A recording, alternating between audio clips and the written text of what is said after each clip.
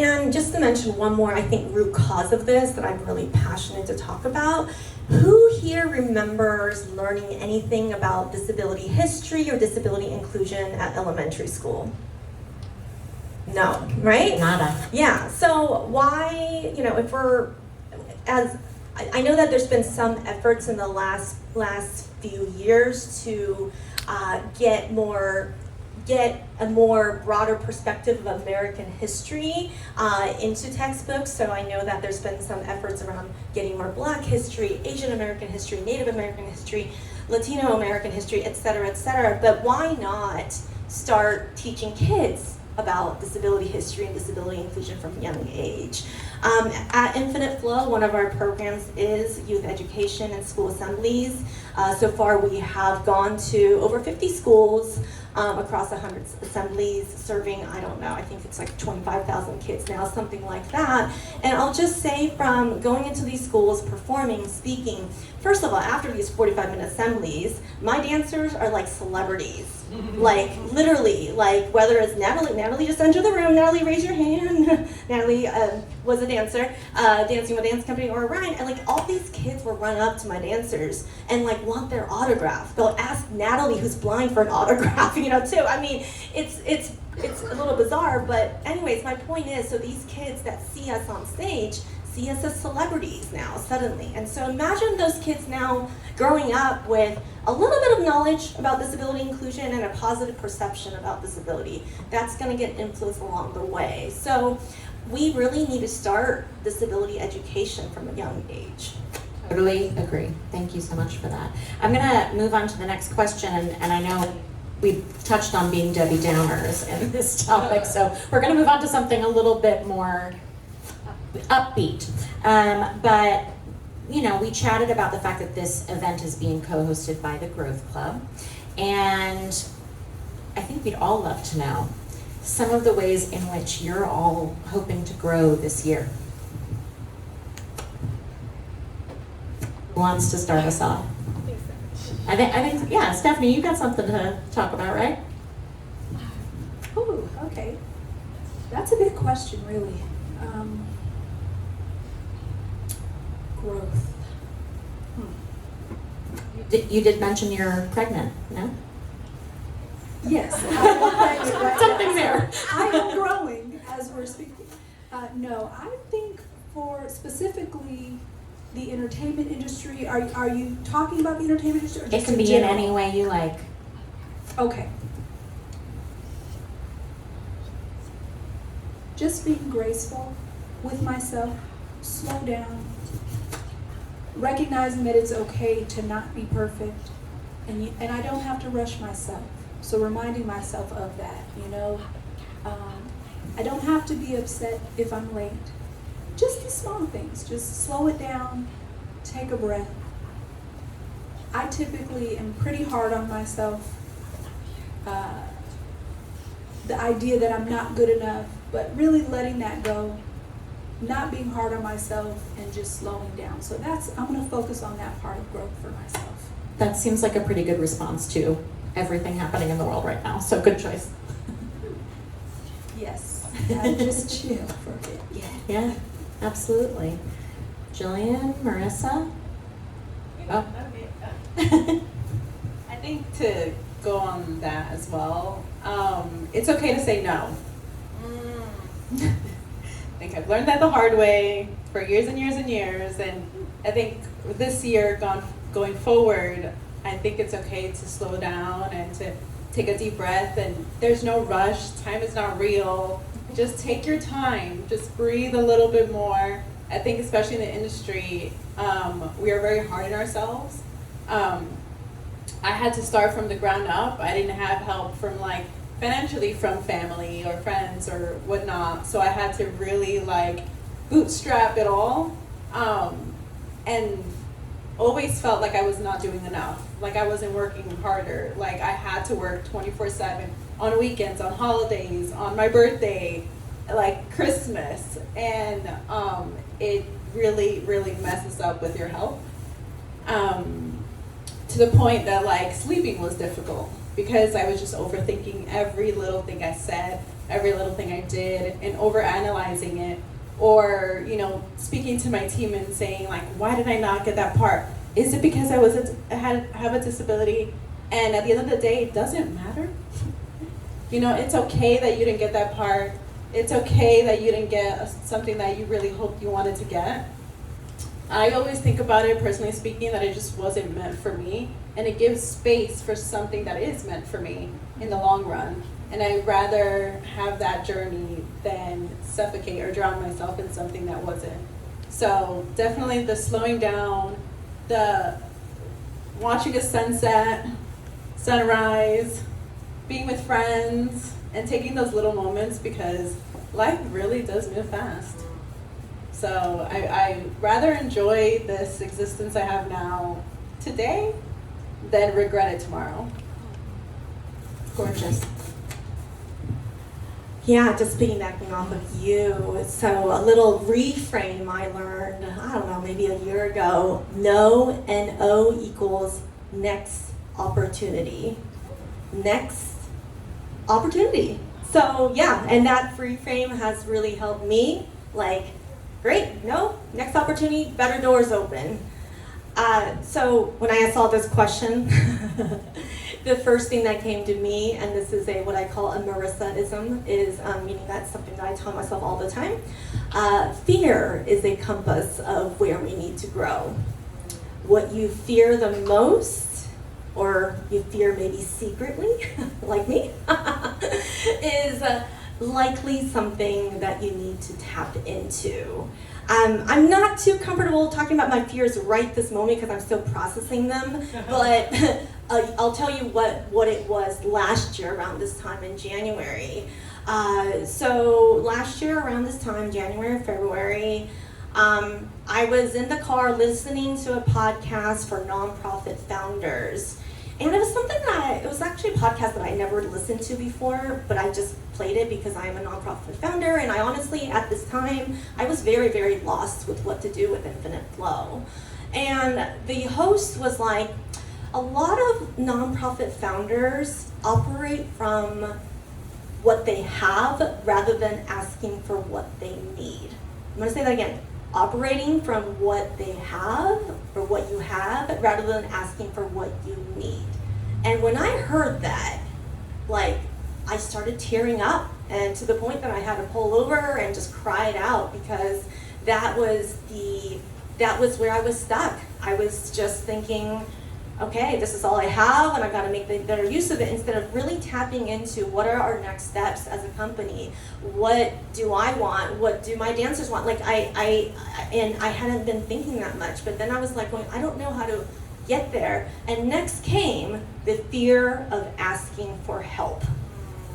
Like, and part of that was me, like, not knowing how to ask for help. Part of it was my own ego that getting in the way, and part of it was being afraid that people were going to say no if I asked for help. But I wrote a list of people to, like, just call and say, hey, I need some support. So I did that across 1 week, and oh my gosh, magic happened. The magic was that, except for one person who I didn't really feel comfortable asking for help because they were also going through like a pretty big life crisis at that time, everybody was willing to help in their own way. And I guess, and some of these conversations led to something, some of it didn't, but what it did was I was like, okay, yes, that's, I say to myself, fear is a compass. What is my quote again? Fear as a compass is a great place to start. Yeah, fear is a compass of where we need to grow. Okay, I forgot my own quote here. I say that to myself. I'm like, yes, that is it. So yeah, what do you fear right now? Like, what are you scared of? Like I actually had this conversation with my videographer back there, Kenzo, last week. So and and I coached him through this, and he was uncomfortable. He was looking at me on Zoom saying, "Oh, I don't want to go there." But and that, if that is what you actually need to tap into. So anyways, what do you feel right now, and tap into that. This feels like a health coaching session right now. This is what it's like to have these deep talks. especially with this community. And just to, one more question I'm gonna squeeze in here, and it's about community. I'm curious about the importance of community for all of you and how you tapped into your communities as well, and what lessons you might be able to offer to everyone here tonight as well.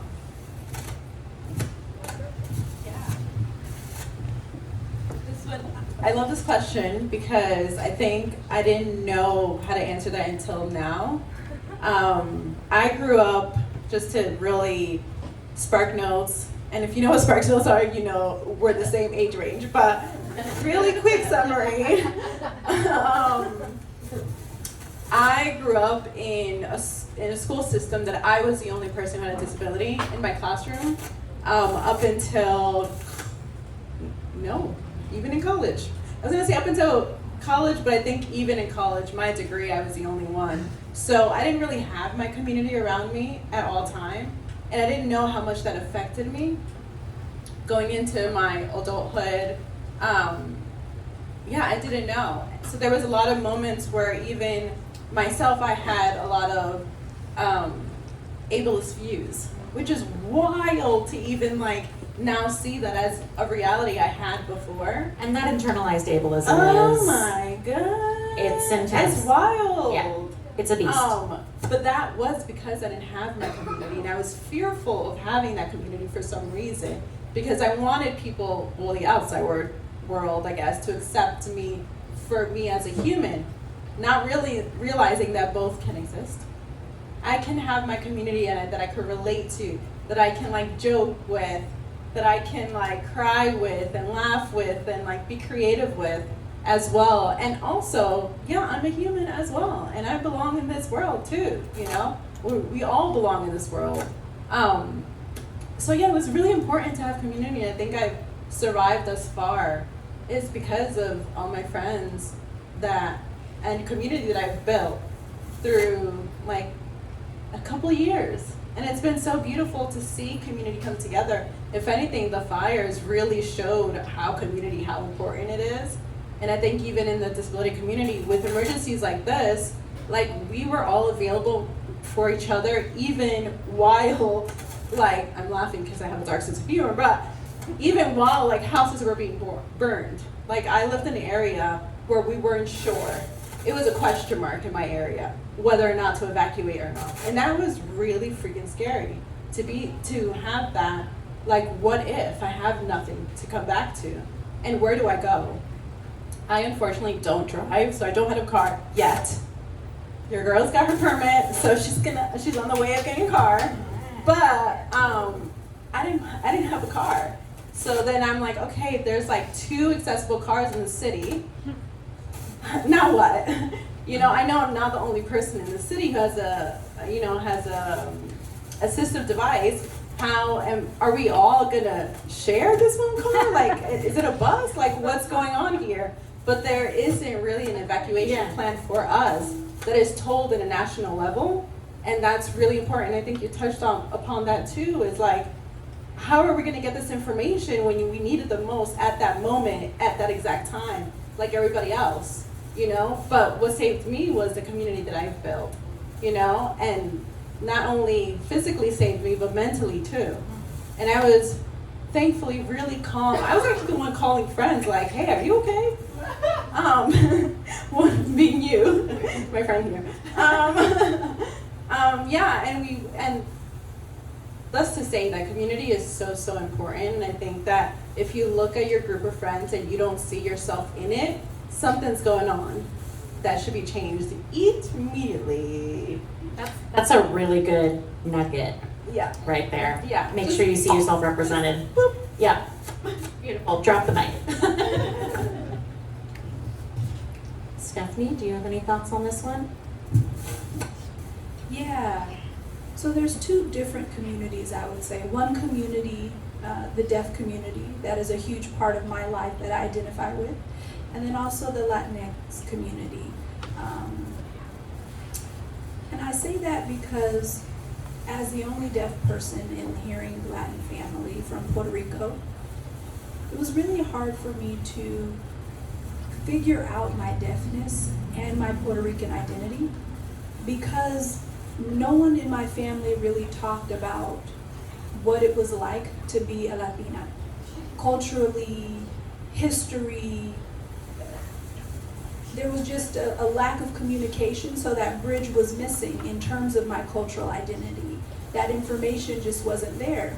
I wasn't able to learn about that part of my identity. So I felt like it was lacking for a very long time until I went to college, where I finally was out of my parents' house, finally, living my own life. And I went to the library and read more about the complex history of Puerto Rico, and I thought, wow, my culture has gone through such a hard time, and how they allied with the U.S. and the complexity of that. But I learned it on my own. Where can I find the community, though, and the support, other than family, obviously? That was really difficult to find. And I don't know if you feel the same way, Jillian, but being Puerto Rican and in the Latin culture, being disabled is cursed. That idea, right? Similar, yeah. And I felt really rejected in a lot of ways from my culture, and that made me feel on the fence. Should I reach out or should I back off? So, yeah, there were just some negative connotations with that. The deaf community, I was already a part of. I had found a few deaf students from my mainstream school. There were a few of us, then we were pretty tight-knit. And then when I went to college, I was able to find additional friends there that were deaf, and we were able to share resources, share language, share a pride of our identity. We had a lot of positive experiences, and that helped a lot, having those deaf friends. That gave me a chance to believe that, hey, I can do it. I can really do anything because of that community. So it is so, I would say, crucial and critical. And that journey really in life, you're learning. And through the deaf community, through my personal experience and my journey, I learned quite a lot from the deaf community. But the Latin community, I'm still working on that. It's so hard for me. It's funny because working as a mentor currently now, supporting deaf Latin individuals, because I know what it's like growing up in households where your family is hearing, and there's too many Latin individuals and family members that look down on their own children, on their own deaf or disabled children. And it's like, come on, you gotta be there for your children. Show them how they can be loved. Show that love so that they can feel that love on their own, right? Focusing on self-esteem and trying to teach them language and culture, and that's what I do with my mentoring. And I really enjoy that, just giving back in that way, trying to create various ways to give them community that I didn't experience growing up, and trying to give that to the next generation. But that's been difficult, I will say. The Latin community is beautiful, but there are some points that are missing. And yeah, I really want to raise awareness of that part, advocating for it, education. It is not a curse to have a disabled child. It could actually be a gift. So think about it positively. Think about how you can empower your family members. So yeah. Yeah, thank you.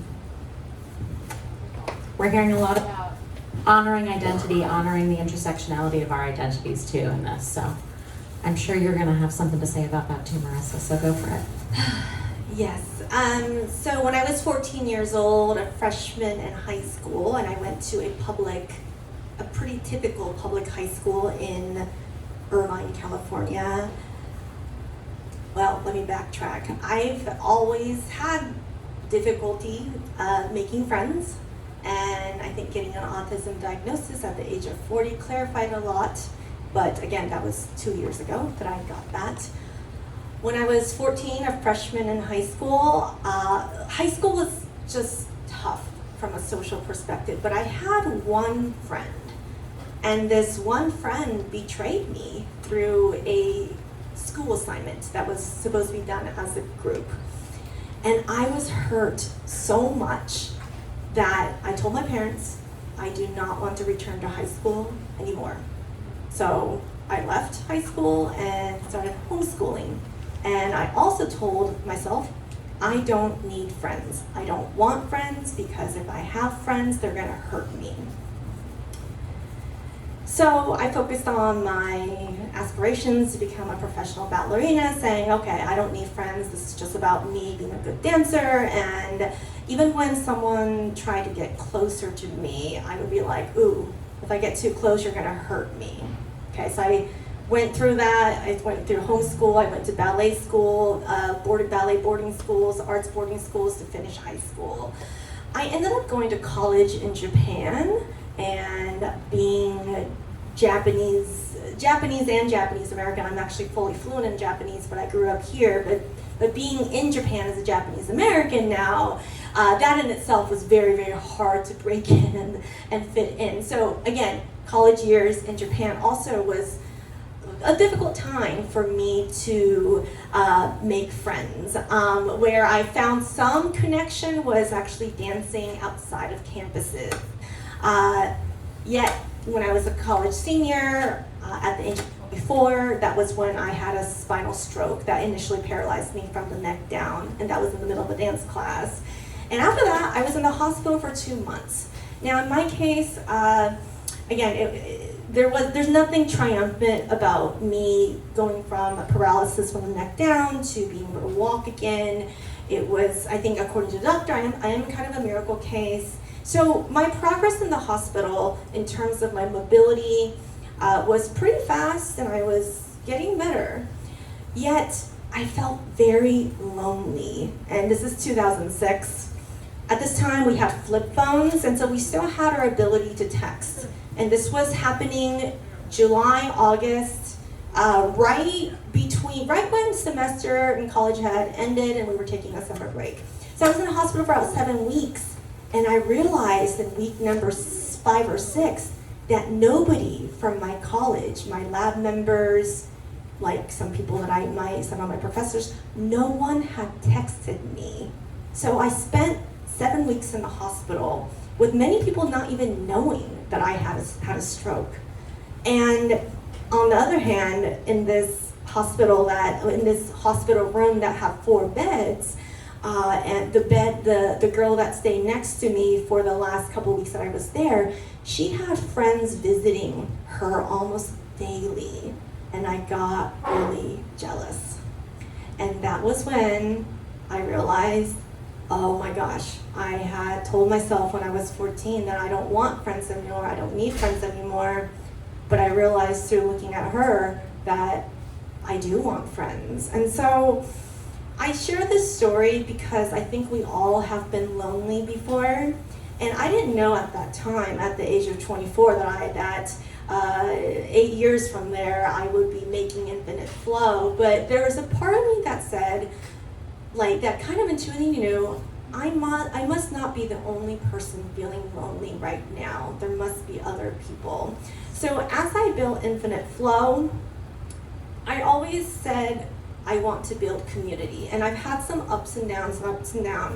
And I went through another very, very lonely period during the pandemic. And I think we all have kind of been through that. And finally, last year, like Q4 of last year, I said, all right, we are launching community programs, bringing together people through dance and just an inclusive experience where you can come as you are, be who you are, express who you are, and let's just dance. So that is Shift.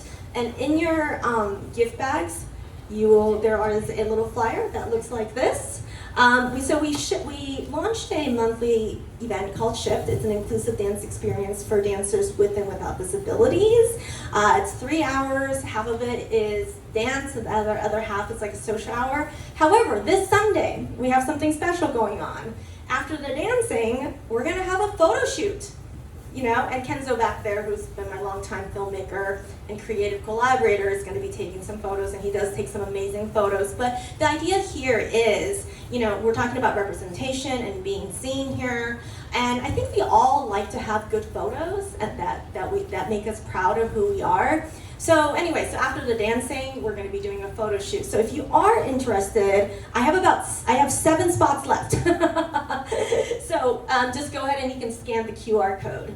And on the back, sorry not to advertise here, I'm also a hobby roller skater, and this is roller skating is something that I started in the middle of the pandemic out of a lot of loneliness and a lot of just PTSD and not knowing what to do with myself. And now it's continuously a hobby. But I launched an event called Spectrum Skate, which I call a roller skating class and skate jam for new skaters with disabilities and allies. And we've done this once. We're going to do another one, not this weekend, but next Saturday. So if you would like to roll with us, and roll meaning you can roller skate. If you are a wheelchair user, you can come and roll with it that way. Anyways, Fountain Valley Skating Center has donated their rink for an hour and a half for us to just roll around. So just come by, and the flyer's in your bags. That's awesome, and I'm happy to report that this difficulty that you described making friends has obviously shifted, because Marissa and I met in 2024 and became fast friends. So I'm happy to report she's an awesome friend. Thank you. And I want to thank our panelists so much for answering some really tough questions tonight and really just sharing so deeply from your personal experience. Thank you so much for joining us. I think Marissa's gonna lead us in a little movement practice possibly here. Yes, and before we forget, Tiffany, you get yourself here. At least come and say hi. Let's give a big round of applause for Tiffany Yu, the founder and CEO of Diversability. Every time I try to announce you, just leave. And so, anyways, Tiffany, you want to say anything before I start leading dance? Oh, yeah. Hello, testing. Are these kind of finicky? Yes, they are. Oh, Yeah, maybe I turned it off. Oh, now I know. Hi everyone. I'm Tiffany Yu, pronouns she, her. I'm wearing a red leather jacket and a black top. Happy Lunar New Year for those who are celebrating the Year of the Snake. Before we hand it off to Marissa to close, I just want to share that if you do have questions for the panelists, definitely come talk to them afterward. But the genesis of this event, after hosting 100 of them in the 15 years that Diversability has been around, I don't find as much joy organizing them, and so I connected with my friend Carly. I said, I need to organize this event. She said, I really like organizing them, and one of the things I do love about Diversability, though, is bringing our community together. And so Stephanie had told me she wanted a copy of my book, and I told her, the next time I see you, I'm going to give you a copy, and so now she's getting a copy. And Jillian and Marissa and Lauren are actually all mentioned in the book. I don't know if Jillian actually knows she's in it. I probably know the exact chapter as well, but essentially I wanted to create a platform to not only elevate and uplift my friends and platform them in the work that they're doing, but also figure out ways that we could collaborate with other people as well. So one just quick thing about your goodie bags is the Period Company, for people who have periods, have contributed underwear, period underwear, so it's by size, so just make sure if you do want a pair to make sure that it's in your size. I think we got extra large to 2XL. Was it everything? And then there's food and beverages off on the side as well. And so with that, let me turn it over to Marissa. Awesome. Okay, so we're going to move a little bit, but I do want to introduce one of my company dancers who is here. So everyone say, hi, Rye.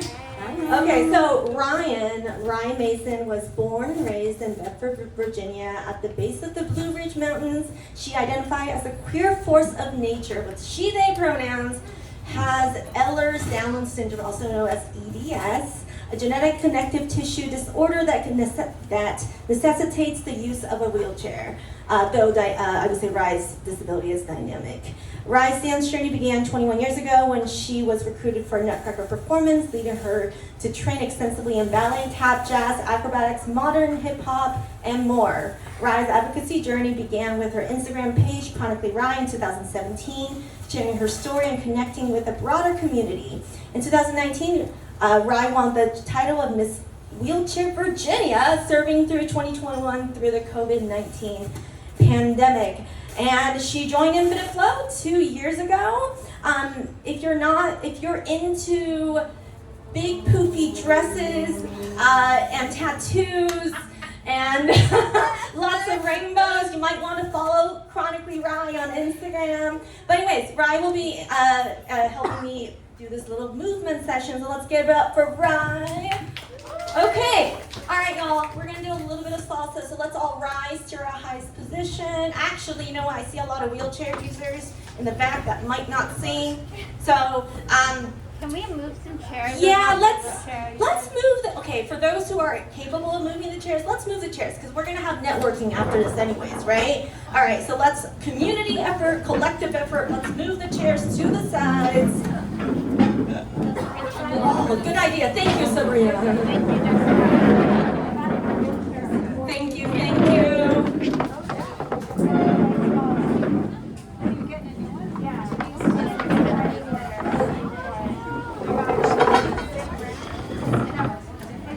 Maybe we can just not those ones. Maybe we can move in the corner. I can take it. Okay, all right, wherever you are. Okay? Wherever you are. Okay. We're gonna do a little bit of salsa. Okay, a little bit of salsa. Okay? Now, at Infinite Flow, whether it's our dance company or our community, we are always in the space with dancers and movers of all types of bodies. Okay, so we have a concept called translation, meaning that we each have a unique body and we can translate movement into our own unique bodies. So, salsa timing goes like this. A 1, 2, 3, and 5, 6, 7. Just clap with me. 3, a 5, 6, 7, and a 1, 2, 3, a 5, 6, 7, and a 1, 2, 3, a 5, 6, 7. Now, okay, make that timing happen with another part of your body. Maybe it's your shoulders, maybe you're going to be marching your feet, but let's try that. 6, 7, go, and 1, 2, 3, a 5, 6, 7. Maybe it's a shoulder, shoulder, shoulder, a shoulder, shoulder, shoulder. Maybe it's a head, head, head. A 5, 6, 7, and a dun, dun, dun.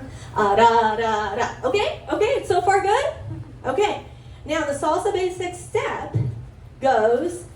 All right, I'm going to show you what the conventional thing is, and then we're going to kind of do our own translated version. So we have left foot forward and a right foot back, right? Left foot forward, right foot back. I'm stepping left, right, left, a right, left, right, a left, right, left, a right, left, right. Okay, now, so we're stepping left, right, left, right, left, right, left, right, left, right, right, okay? Now, for those who are standing and maybe we're using their feet, maybe try using another part of the body. Maybe your shoulders, maybe your rib cage, okay? So now let's try a different version of that, okay? So left, left, right. 5, 6, 7, go. A left, left, a right, left, a left, left, and right, left, a left, left. All right, okay, so any version is possible. So let's put on some music. Let's spread out a little bit.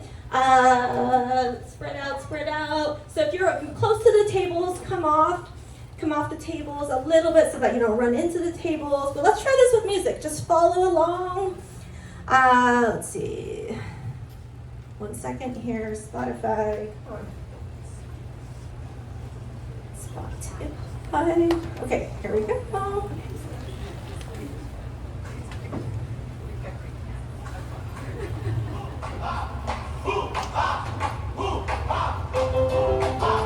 Here. Nope. Hold on. Here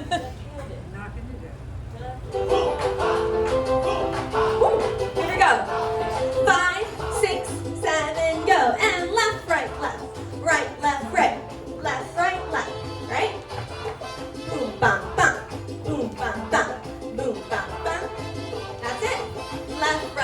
Now let's just add a shimmy.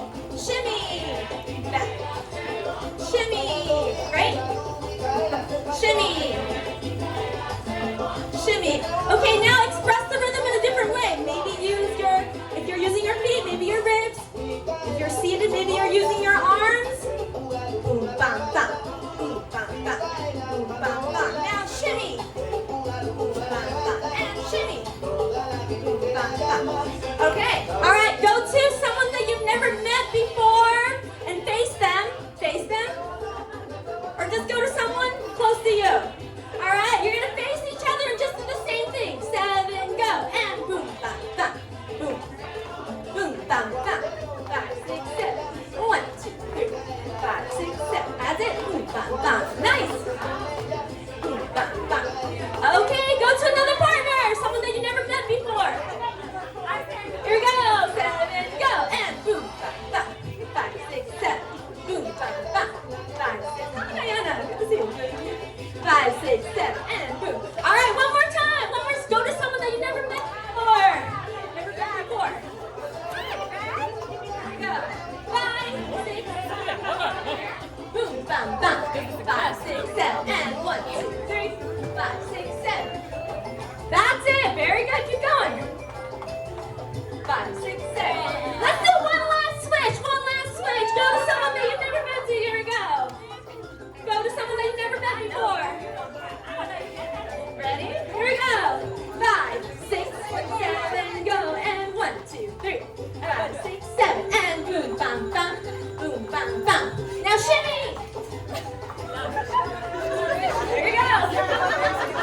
All right, give yourself a big round of applause. Very, very cool.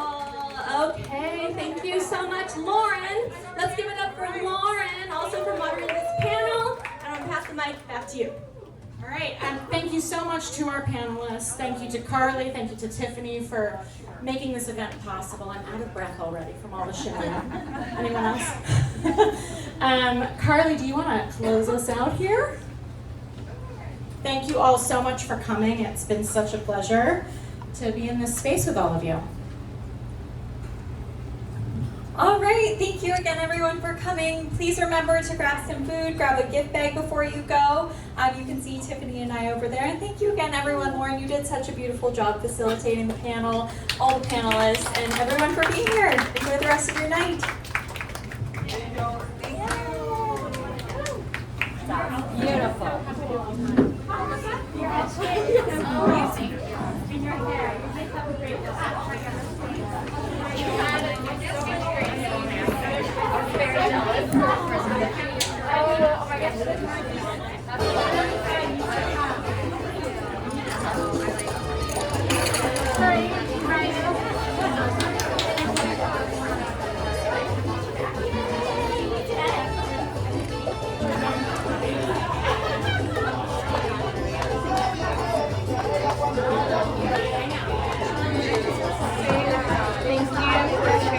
About being diagnosed. Oh yeah. I actually got my diagnosis a couple years ago too. Yeah. It's a lot. I didn't really unpack that part of my story. I'll say a lot of things make sense. Come out to our workshop.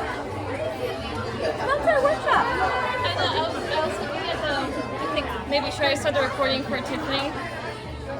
Yeah.